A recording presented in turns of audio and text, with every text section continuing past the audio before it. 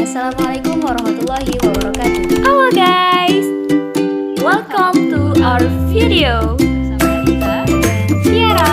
Nah, video kali ini kami akan memaparkan materi tentang penerapan statistika pada bidang ekonomi syariah.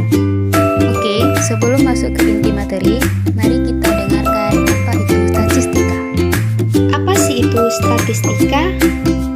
Statistika adalah sebuah ilmu yang mempelajari bagaimana cara merencanakan, mengumpulkan, menganalisis, lalu menginterpretasikan, dan akhirnya mempresentasikan data. Selanjutnya, saya akan memaparkan tentang penerapan statistika pada ekonomi. Lembaga yang fokus dalam urusan statistik di Indonesia adalah Badan Pusat Statistik atau yang lebih dikenal dengan BPS.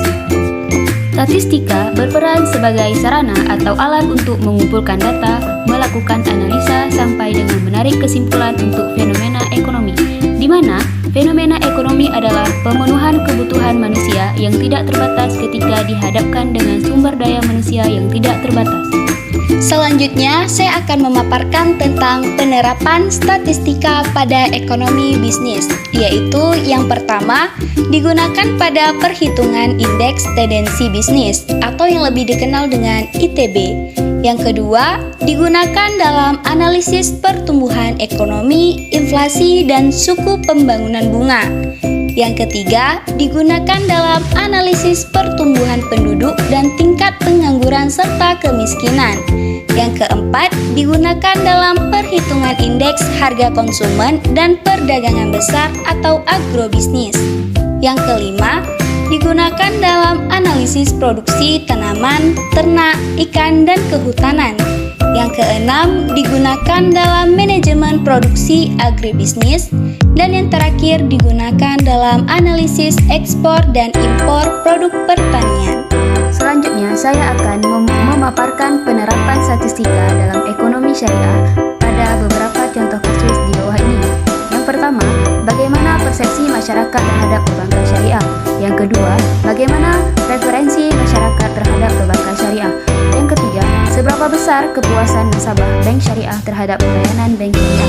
Yang keempat, berapa rata-rata non-performing financing atau NPF dan persebarannya. Yang kelima, berapa besar potensi pasar bank syariah di Indonesia. Yang keenam, berapa rata-rata return atau bagi hasil dari bank syariah. Dan yang terakhir, bagaimana prediksi dunia perbankan syariah pada tahun mendatang.